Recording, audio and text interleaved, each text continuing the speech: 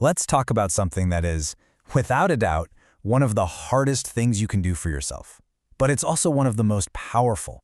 We're talking about changing your circle of friends. Yeah, it's uncomfortable, it's difficult, but it might just be the single most effective way to become the person you actually want to be. So let's just start right here with a really direct question. And I want you to be honest with yourself as we go through this. Are the people you spend the most time with, are they improving you? Are they pushing you to be better? Or are they kind of just holding you in place? You've probably heard this quote a million times, right? But let's really let it sink in for a second. The idea that our social circle literally shapes who we become, that's not just some catchy phrase. It's a real, fundamental principle of how we grow. The people we let into our lives, day in and day out, they are literally determining our future. Look, if you're serious about evolving and becoming a better version of yourself, changing your circle isn't just a possibility, it's pretty much an inevitability. You're going to face this multiple times. It's not about drama, it's just about recognizing when your paths are starting to go in different directions. This is usually the first big sign you'll notice. So imagine you're in your early 20s, right? You decide, okay, I'm going to get serious about a career in fitness. That means you're waking up early, you're focused on your health, but all your friends, they're still in that phase of partying, staying out all night. It's not that they're bad people at all. It's just that your priorities have completely shifted. Your paths just aren't parallel anymore. Let me paint you a really specific picture. It's a Tuesday afternoon. You're sitting in a sports bar with a friend, and you're dropping big bets on some random basketball game. You don't even care about either of the teams playing, but your friend, this is what he does. And because you're hanging out with him, it's kind of become what you do too. And then, in the middle of it all, that thought just hits you like a lightning bolt. What the hell am I doing here? And it's not about the money, winning, or losing the bet. It's that moment of pure clarity where you realize your environment, your circle, is pushing you into habits that are pulling you away from the person you actually want to be. That little question is a huge signal that something needs to change. And you know, there are other signs too that are maybe a little more subtle. Think about those old friends from high school. Maybe the whole friendship was built on playing sports and talking trash, which was fun then, but you're adults now. When you get a promotion at work, do they celebrate with you, or do they get kind of weird and resentful? Are those jokes they make really just put-downs in disguise? Sometimes you just look around and realize the only thing holding you together anymore is the past. So, you've realized it's time for a change. Now what? Well, the biggest myth out there is that this has to be some big, dramatic, confrontational breakup. But the reality? It's much quieter. It's more of an art form, really. It's the art of the gradual drift. See, this changes the whole game. It's not about a huge fight. It's not about some awkward conversation where you say, "I've outgrown you." No, it's a slow, intentional decision to reallocate your most precious resource, your time.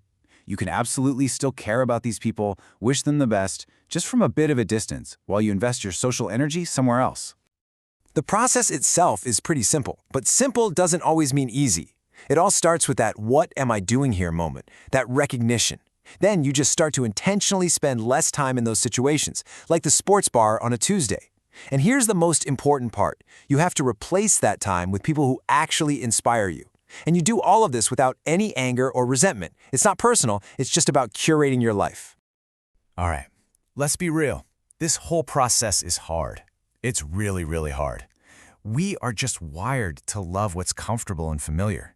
So leaving a friendship you've had for years, even if you know it's holding you back, that's tough. That's the pull of what I call the comfort of stagnation.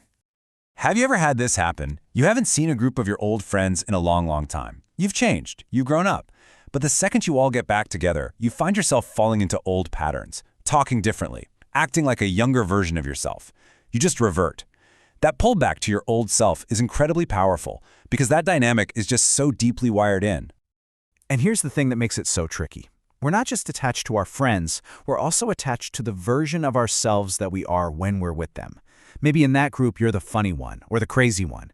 That identity is comfortable, it's familiar, and letting go of that can feel just as scary as losing the friendship itself. Okay, we've gone through the hard part. Now let's talk about the reward. Because it is incredible. This is about being proactive. It's about finding people who don't just put up with your growth, they actually accelerate it. This is about finding your growers. So what's a grower? It's someone who is on their own journey of self-improvement. And because they're so focused on their own growth, they aren't threatened by yours. In fact, they celebrate it. They get it. These are the kinds of people you want to build your inner circle around. I mean, think about the difference. It's night and day. You tell a non-grower you're skipping Friday night beers to get up early for the gym, they give you a hard time, right? Oh, what, you too good for us now? But you tell a grower the same thing, and you know what they say? Awesome, man, good for you. They respect the discipline because they value the whole idea of growth itself. And this is what that support actually looks like in real life. It's not some vague positive thinking. Growers are the people who are genuinely, truly happy for you when you win. They're the ones who mourn with you when you lose. And this is so critical. They inspire you just by being them. Seeing them push themselves makes you want to keep pushing too. And what's so powerful about this is that you can have almost nothing else in common. Different jobs, different hobbies, totally different backgrounds. It doesn't matter. If you both share that one fundamental value, a deep commitment to becoming better, you can build a bond that lasts forever. That shared value is stronger than anything else.